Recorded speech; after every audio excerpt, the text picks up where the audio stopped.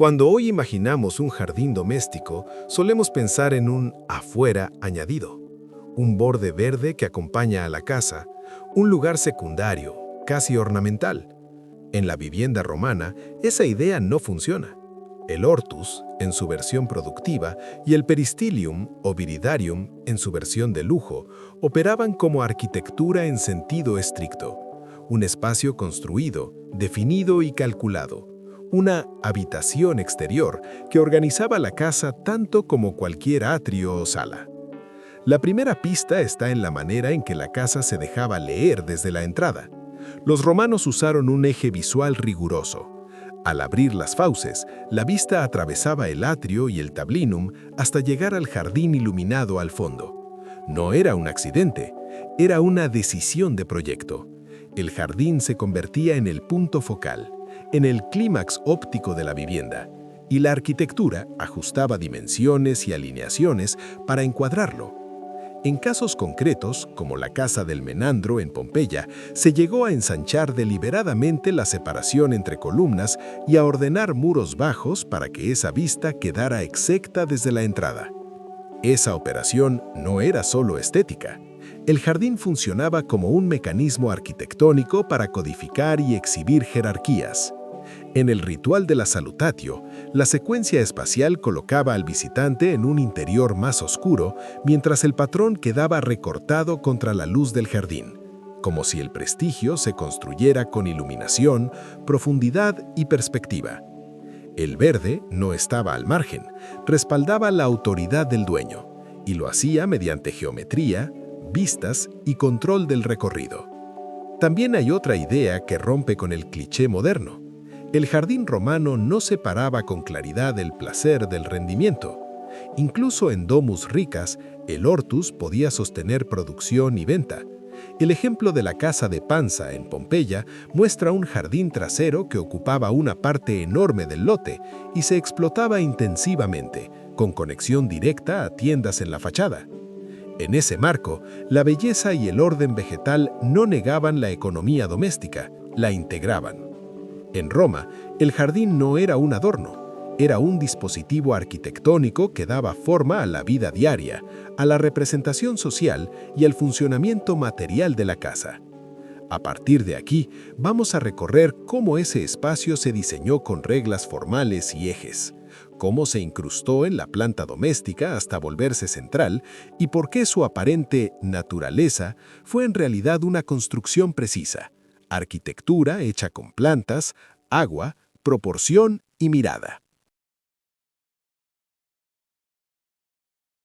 Lo sorprendente del jardín romano es que a primera vista parece naturaleza, pero cuando uno mira con atención, lo que encuentra es un lenguaje formal tan rígido como el de un muro o una columnata.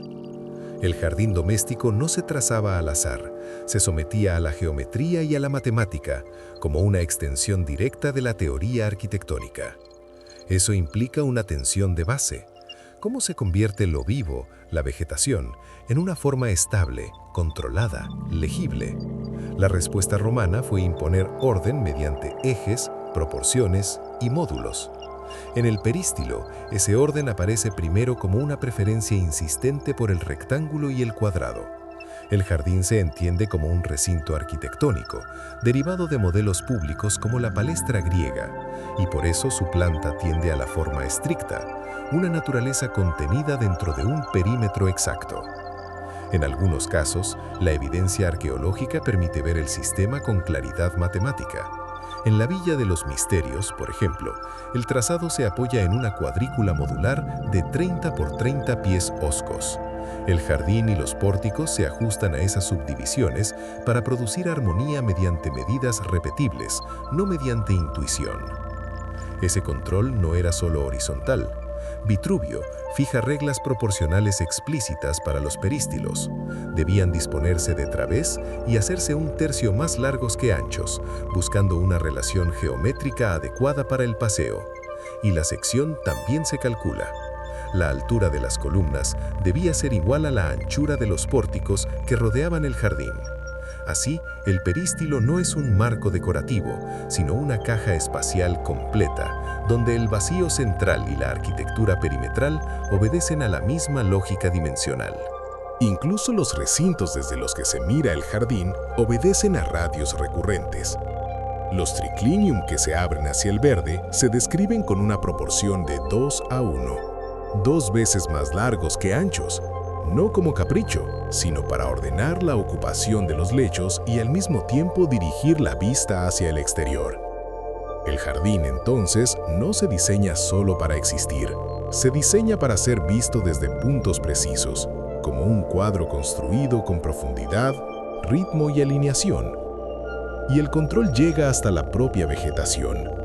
Los romanos crearon la figura del topiarius, el jardinero especializado cuya tarea consistía en modelar las plantas, darles forma, convertir el crecimiento orgánico en volumen arquitectónico. A esta escala, la geometría deja de ser una abstracción, se vuelve una práctica diaria. El jardín romano habla el mismo idioma que la casa, porque se proyecta con las mismas herramientas: proporción, eje, módulo y disciplina formal. Si el jardín era una pieza central, la pregunta inmediata es ¿dónde empieza y dónde termina? En la casa romana, esa frontera no se dibujaba como una línea nítida entre adentro y afuera. Se construía como una transición gradual, calculada, donde la vivienda preparaba la mirada y el cuerpo para desembocar en el espacio verde. La arquitectura no colocaba el jardín detrás de la casa, lo amarraba al corazón del recorrido. El primer vínculo es óptico. La casa se ordenaba para producir una vista pasante. Desde las fauces de entrada, la mirada atravesaba el atrio y el tablinum hasta estallar en la luz del jardín al fondo. Ese eje no era un gesto neutro, era un principio organizador. El jardín funcionaba como punto focal y clímax visual, y la propia estructura se ajustaba para que la alineación fuera perfecta. En la casa del Menandro, por ejemplo, se ha documentado la manipulación de los intercolumnios y de elementos bajos para encuadrar la escena del jardín desde el atrio. La construcción se subordinaba al efecto óptico. Ese eje también ordenaba la vida social. El atrio era el espacio accesible, el lugar de espera y filtro. El peristilo, en cambio, marcaba un umbral de pertenencia. Cruzar hacia el jardín significaba ascender en la jerarquía del visitante, de lo público a lo reservado, de lo funcional a lo íntimo. En la salutatio, esa misma disposición convertía la luz del jardín en una herramienta de autoridad. El patrón quedaba recortado frente al fondo luminoso, mientras el cliente permanecía en el interior más oscuro. El jardín no acompañaba la escena social, la hacía posible y la amplificaba.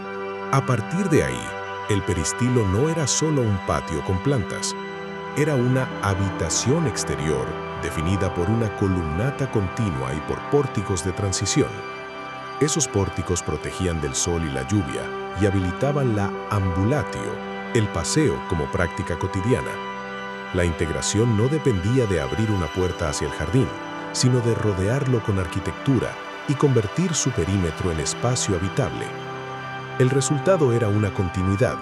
El interior no terminaba en el muro, sino que se prolongaba bajo el pórtico, junto a la sombra, con el jardín al centro como vacío construido. Las estancias contiguas se calibraban para mirar. Los comedores, triclinia u oesi, se abrían hacia el jardín y funcionaban como dispositivos de visualización.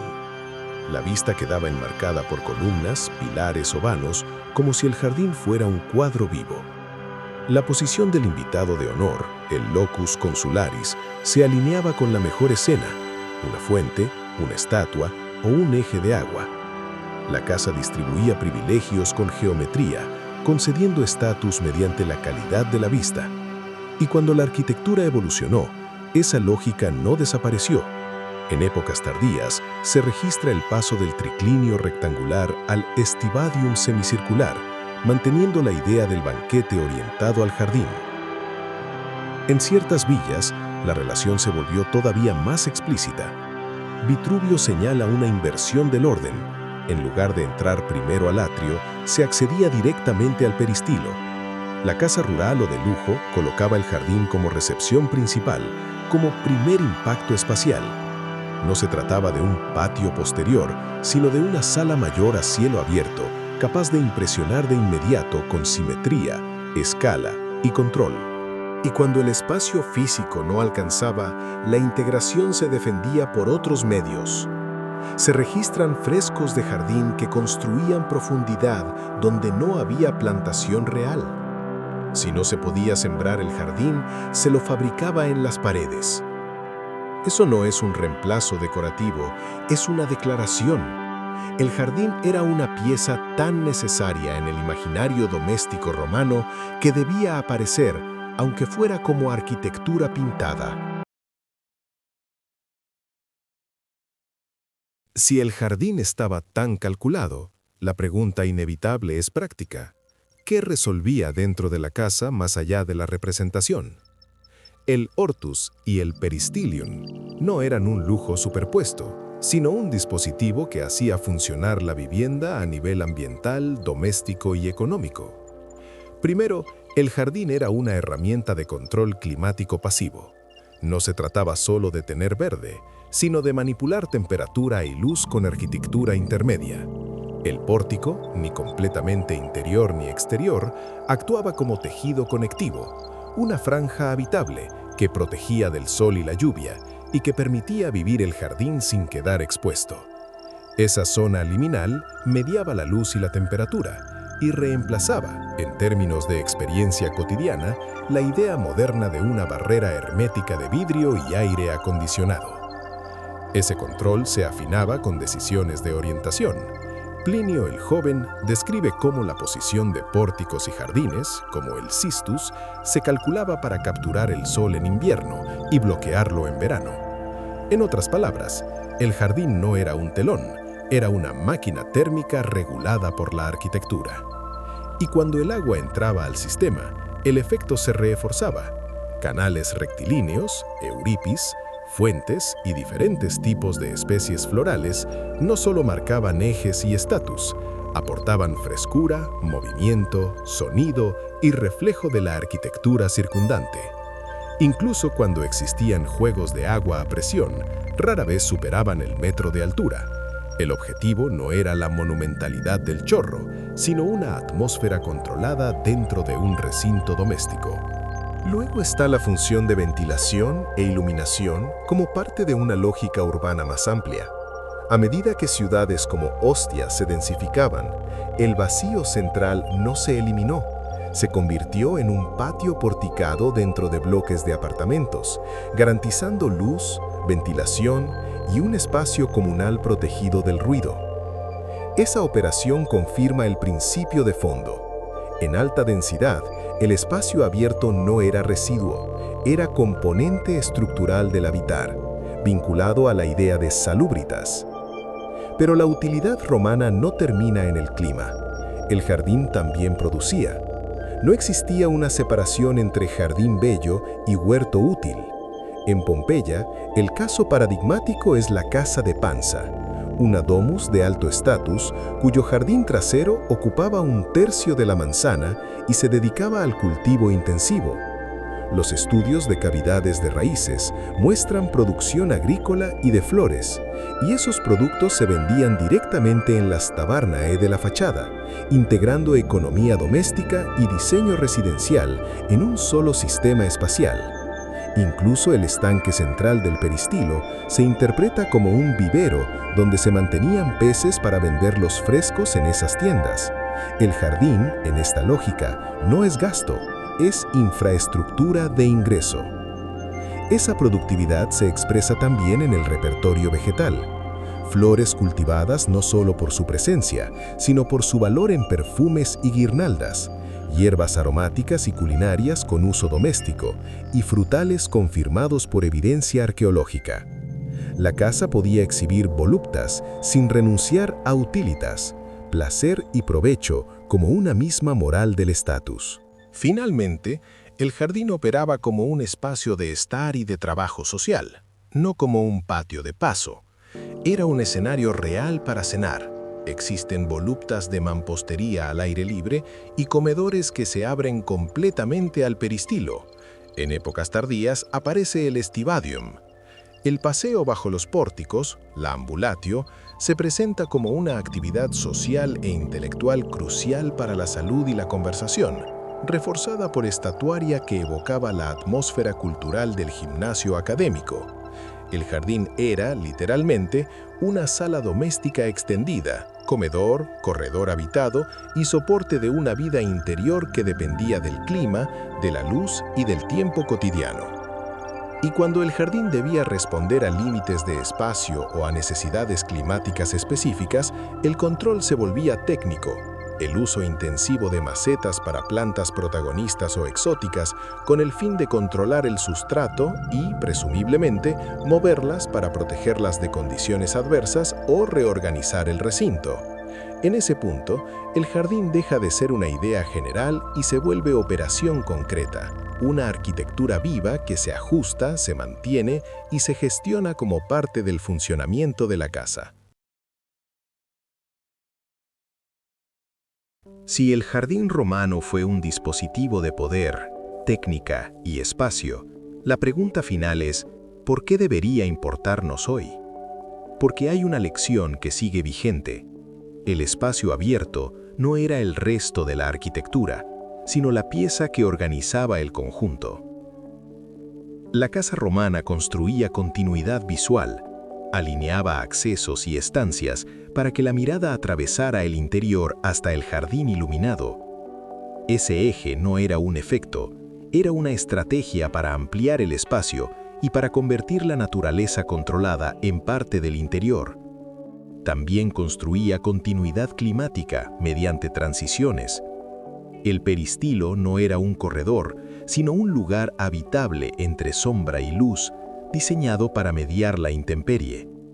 Esa lógica anticipa un principio bioclimático. El confort no se añade, se diseña intencionalmente con orientación, recorrido y control del microclima. Y en la villa, el diálogo se extendía al paisaje. Terrazas, pórticos y vistas incorporaban el entorno como componente espacial del proyecto. Desde esa época hasta la arquitectura moderna, la idea de disolver límites y fundir edificio y exterior siempre ha estado latente.